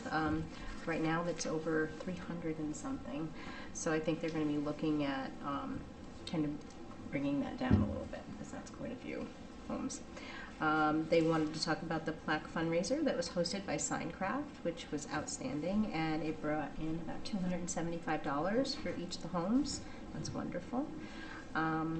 In speaking to everybody, I had suggested that the homes partner with the Niantic Main Street to advertise some of their events, if not all, and they thought that was a really great idea, just to kind of get word of mouth and that type of thing, and to reach out to Rita. She's great.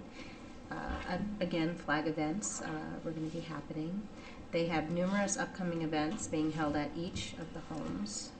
Some discussion on options moving forward to ensure the maintaining of the properties is taking place to ensure curb appeal and to simply keep up the properties. I think that, with the reductions, specifically to Park and Rec, they were being very gracious in taking care of those properties. So I think that we very well may run into some issues, or they will run into some issues. So I think they're thinking outside of the box and maybe trying to think of different ways that they can help with maintaining that property without reliance on Park and Rec. The other meetings were Youth and Families and Park and Rec on the 9th, back to back. Youth and Families are really hitting the ground running. They have created numerous programs that they've started in school. Also, the Coffee with a Cop over at the Senior Center was fantastic. Their office space has come to fruition and is, that's a very good thing. The intern, I think, did about 150 hours alongside Sarah, so that was fantastic work there. They were going through interviews to hire the wellness coordinator, so that also was really great. There's discussion came up about requests for donation. They had gotten the opioid settlement, and Project Grad had requested I think it was a $1,000 gift grant. Now, the money that they received from the grant did align with the Project Grad and their mission. However, when talking about it, I did bring up the fact that we had run into at budget time where there is money that is donated, right? And the question had come up, well, how do you get on that list? Remember that? And creating a policy around it, because something very simple that started decades ago with one request turned into maybe 15 or 20, or I think we're up to $50,000 maybe. And there's no policy, there's no procedure. So I had suggested that they do that prior to doing anything. And I believe that they will be creating a policy and or procedure to handle if and when a request comes in, what they do with it, how it has to align with whatever grant or that way it fits within the guideline. The other suggestion was to create a grid of grants that they're putting in for. That way everything is documented and can be looked at as far as what the grant was for, what the guidelines are for using the money. That way everything is documented very, very well. So they held off on doing any type of donation, and will be moving forward with that, which is a great idea. The last part was Park and Rec. So, Park and Rec really had a tremendous amount of reductions. I think that they're trying to look at how to allocate money and still maintain properties with East Lyme standards. I think that they're very challenged, and I'm not too sure how they're going to be able to maintain all of their properties and all of the things and all of the Vetsfield was on the agenda. Vetsfield is underwater, and how to maintain that property. So we are a town that is built on relationships, 100%. So when we listen to Gary tonight, those things emulate, and those are true. Volunteerism, our school district, our PTAs, our everything. And there's a tremendous amount of work that volunteers do at the fields.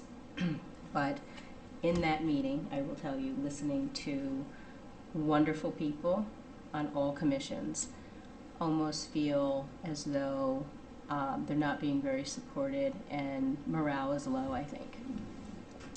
I did suggest having maybe a more open conversation, that maybe sometimes people don't realize how many properties and how much time and maintenance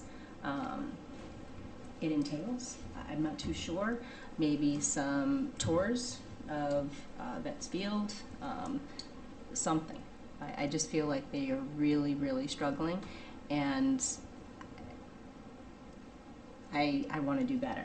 I want us to do better next budget season. We talked about the creation of the Capital Improvement Commission, and the importance of that commission, and creating that, and how that will, I think, help a lot. I did suggest that, from each department, anybody that wants to be represented on that commission or feels like they have skill to bring to the table, to reach out to you if they want to serve, because I believe that you'd be looking for 7 members. Yeah, and from Yep, very, that's what we talked about. Yep, from various, departments from backgrounds town. and, Absolutely. expertise. So I think that Jerry might reach out, because I think that they're really challenged. And sitting, on that commission and listening to that is very difficult. I mean, we want our departments to thrive. We want people to feel supported. We want, and granted, we don't have money that's on trees, and I'm not, trying to point a finger at anyone. I feel like, listening, the morale was low, and, it was almost as though I think people felt like they were being punished for volunteering. And now they're going into, and even tonight we had the Girl Scouts, so I made notes. What did the one little girl say? She said the beaches are dirty, waste, garbage, community cleanup, these types of things. That isn't because we have people that don't want to put the work in. I think that, it's going to be robbing Peter to pay Paul, because they're over here, they can't be over here. Or they're over here and they can't be over here.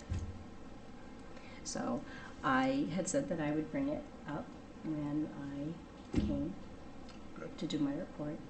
And I hope that we can make some time maybe to sit down with members from the commission and or Jerry to kind of see next year maybe where we can be or what we can do a little bit better.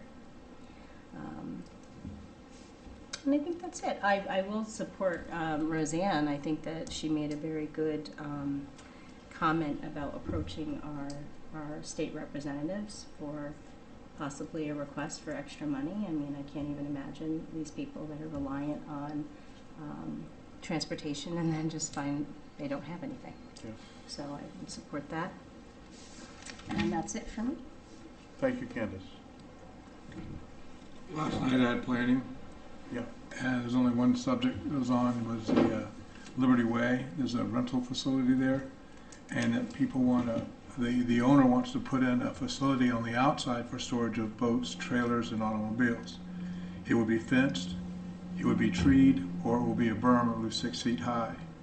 And they want to send it to zoning, but as you discussed as an ex officio with like the Parks and Rec people, am I allowed, or you're allowed to chat with these guys or stop them if they're doing something illegal? But I know that, but are you allowed to input ideas? Yes, you are a member of the commission. You just can't vote. I mean, you right, can, okay. you participate in the conversation. And they're worried about it being a blight issue. That's what it was, and make sure it's not, it turns into a junkyard. And so my suggestion was, like we do with boats at Boats Inc., is that we make sure the boat's registered, is actively registered, and it's insured. They ask for proof of insurance. That kind of keeps everybody on the up and up that it's not a dump yard. Because that rental spot is like the first spot as you go in to Liberty Way. That was the only thing, and they're going to defer it to zoning. And it is zoned light commercial, and they were doing to define what commercial, what was allowed there. And they passed to, it should be okay as long as he follows the fence or the berm or the trees, whatever. So I just wanted to know, Mike, if you can interject your thoughts. That's good. Mm-hmm. So. Yeah, no, you should participate to the extent it's appropriate within the conversation, and but you're not allowed to vote. Right. So, yeah. Okay. Yeah, great. Thanks. Tomorrow's Wellsco. I'll let you know next meeting. Okay. All right. Any other? So my ex officio is I did attend the police commission, and there were representatives there from the community that had been the victims of what appears to be very targeted crime in a certain ethnic community, and they were hoping for as much support as they can get from the police department. The police chief explained that it's really a larger problem than just East Lyme, and they are working with crime enforcement agencies, FBI, and others to try to see if they can help and make those people that were victims feel more reassured. There was also discussion about, we got into the discussion, and we touched on it tonight, about, you have regulations, you have ordinances, you really have three bodies of law in town here. You have the charter, and then you have ordinances that we create, and then you have regulations that the police commission enacts. And so there was some discussion over golf court use and who should be drafting the regulation regarding that. And there was talk about no parking signs and stop signs. So that's really within the police commission realm to enact those regulations as opposed to ordinances, which that's our province. So anyway, we had that discussion, and that's my report for the police commission. And that's all I have for ex officio. Can I ask you a question? Yeah, of course. Okay. So I just kind of want to go back to the noise ordinance and the parking ordinance, because I feel like that's something that we can do maybe now to help some of the situation. Is that something that we can put on our agenda or move it forward? I mean, what are the steps here? Well, this board already previous boards already approved a sound meter registry.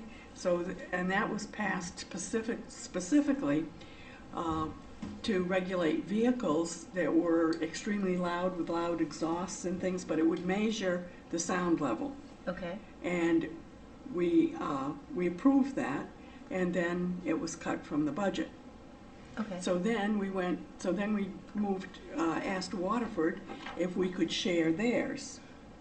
they weren't very willing to do that. But furthermore, we realized if you're trying to arrest somebody and you're borrowing a sound meter from the next town over, you don't have much proof. So we've already approved that. I don't know how many board meetings it was, how many boards it was before us. At least 2 boards. Were you there, Dan, when we approved that? So are you talking about the ordinance, or are you talking about the purchase of a decibel meter? Yes. Which, The purchase. yeah. So I know there was some discussion of it, but I know that we and I can't remember how long ago that was, Yeah. but so there is an ordinance in place. That was done. There's an ordinance that was enacted by the Board of Selectmen. But the town never purchased a decibel meter. Right. So you can't enforce the ordinance without something to measure the noise level. So I guess, you know, if we were to move Okay, forward. so are you saying that we need that piece of equipment in order to dust off the noise ordinance? Yeah, not to dust it off, but to enforce it, you need, Oh. yeah, I mean, Okay. yeah, it's like you can't Okay. arrest, you can't give someone a citation for Now speeding if it's you all don't tying have in it right together there. for me. Does that make Okay, sense? I appreciate you, yes. Yeah. I was like, what does this even mean? Well, as someone All who right. generates a lot of I noise, got I it. can tell you that Okay. the noise ordinance is pretty restrictive. It's a very low threshold. Okay. Also, I mean, I'm just questioning what we have to purchase. You can get sound decibel readers on your phone these days, so. Yeah, I think it has to be something that's calibrated and there's. Probably for legal Okay, purposes. Yeah, so there's a few here's my hoops you have to question. go through. Here's my question. Is it something that is pulled and then we review it, or no? I just want to try to. What do you mean poll? Okay, go over the noise ordinance. We can read it. There's a noise ordinance. Okay. And there's language. Okay. And we can look at the language and see what it says. Okay, so in order to enforce it, Mhm. is the only way to enforce it to purchase what Roseanne is talking about that was nilled and we don't have it, and that Waterford we can't partner with? Because you won't have it on site. Yeah, you need it when you need it, so that sort of thing. By the time you go to Waterford and I understand. get it, yeah. Is that the only type of model in order to measure noise ordinance? Yeah, you need the device. You need the device. Yeah, How it's much a- is the device? I really don't know. Can we look at that? Yeah, Can we look at that? yeah. Because it might be beneficial. The other thing was the parking ordinance. Mhm. So can we enforce that? What do we have to do to enforce that? So, so again, so we talk about ordinances, Mhm. and now, well, we're talking about regulations, right? And Right. regulations are set forth by the police commission. Mhm. So the whole scheme of things is kind of like a couple of tiers down. Okay. Right? So, that if there was a no parking zone, then the police department would have the ability to write someone a parking ticket Exactly. to enforce the regulation. But They don't have the signs. well, it's not that they don't have the funds, but then the next question is, there's been an issue of, are they legitimate parking signs or not?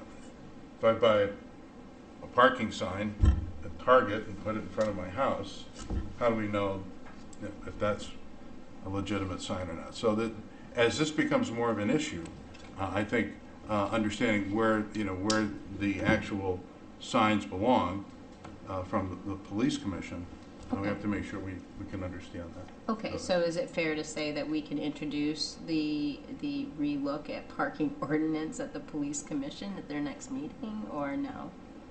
Yeah, I mean, we could look at it. I mean, if you want to look at it, we can print it off and look at it and see what it says. I mean, it's there. It's in black and white. And if it needs amendment, then I guess we could suggest to the police commission that the noise ordinance needs. Or no, that's us. That's not that. That's the noise ordinance is something we can look at. We can look at it at a future meeting and decide if it's something we need to adjust. I think we should go after is enforcement, meaning that how can we get it enforced and make it. Right, but you can't enforce it without the device. So I think the first step is let's look at what it would, how expensive they are, and where we get the funds to purchase a decibel. I have So no I mean, idea what just they in cost. simple terms, I mean, I just want, if we can help we don't have to reinvent the wheel. We already have ordinances in place. It just seems to me like they've just kind of gone by the wayside. But then when people are complaining at that this and that and this and that, well, we have these things in place. Right. You can buy a noise meter online for $100.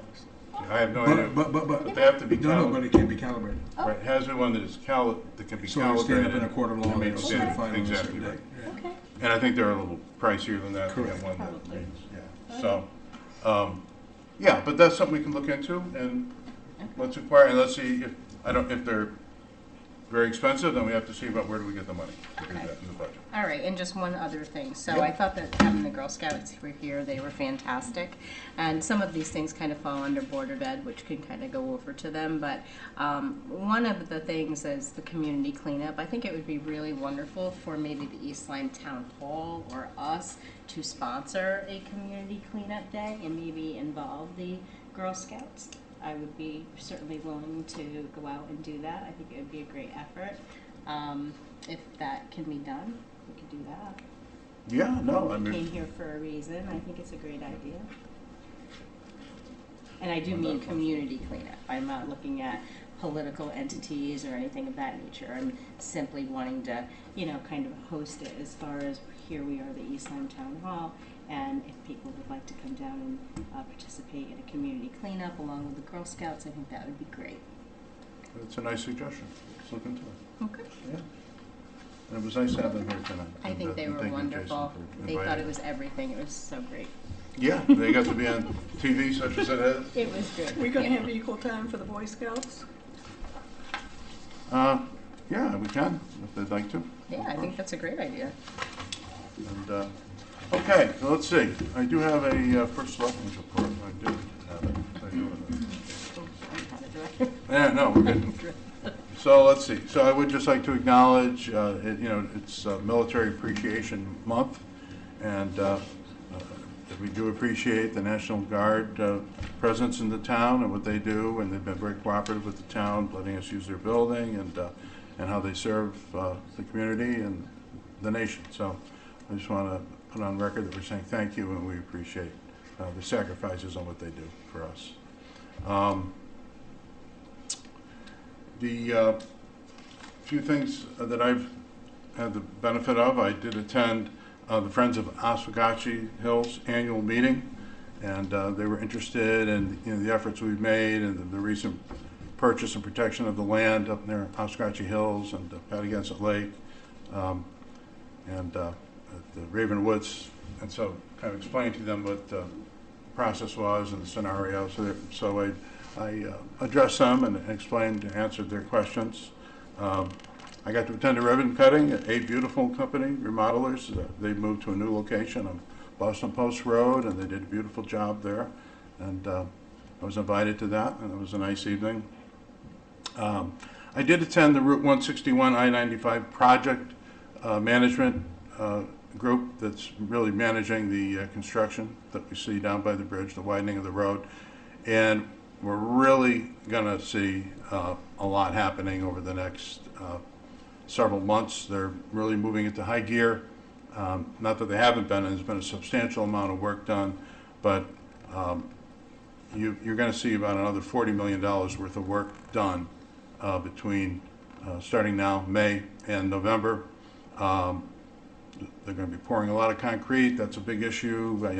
Learning a lot about more about concrete than I ever knew or wanted to know. But the temperature, the ambient temperature, and the moisture, and using cold water instead of regular water to mix it so it cures at a slower rate. But it's a lot to it, to make it structured that 100-year structure instead of something that'll crack apart in 10 or 15 years. So it's going to be impressive what you see. And one of the problems is they're going to be raising Route 161 about 2.5 feet, but that's going to stop at the bridge because they can't, until they pull the bridge apart, they can't go 2.5 feet higher all the way along. You have to be able to get under the bridge. So it's going to be a little difficult. We're going to have a road that's 2.5 feet higher than it is now. Then it's going to dip back down to its existing level. You'll get under the bridge, then it'll come back up again. So that's going to create, you know, some issues and problems while they start building that new bridge. But be prepared for it, you know, monitor, there's cameras, they have an excellent website. They're trying to do a really good job of keeping us informed as to, you know, when there's going to be delays. So just be aware that that end of town, it's going to be under a lot of disruption this summer, but a lot is going to happen. I did attend via Zoom the CCM end of session legislative wrap up, and there was a lot of legislation. That was a short session. Too much to mention here tonight, but they didn't get everything accomplished that they wanted to, but there were some significant bills that went through, and we'll maybe hear more about that later on. Let's see. And I did go to a meeting today with the Community Foundation of Eastern Connecticut, and it was really the discussion centered largely around affordable housing and the implications and how it can be done, what are different ways to approach it. And it was quite informative, and it was an interesting session. And there were other selectmen and CEOs of the you know, towns in the region that discussed how they're approaching it.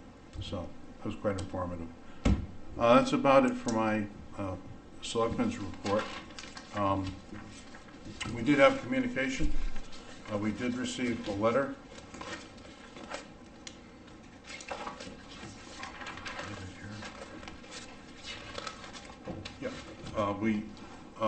We did receive a letter from Michael Furman. He's the proprietor at Furman's Garage. It's in the packet. He was questioning the charges regarding fire inspections from the fire marshal's office, and he was, I guess, surprised that there is a fee now for you know, having the fire marshal inspection. We enacted it April 19th of 2023, so it's about a year old. But anyhow, that's in the packet, and I encourage you to read it over. I'm not going to read it into the record. That's not what I do, but it is here, and you're welcome to look at it, and anyone that wants to read it over. But he had some concerns. Okay, let's see what else. Is there any public comment tonight? I don't believe so. All right.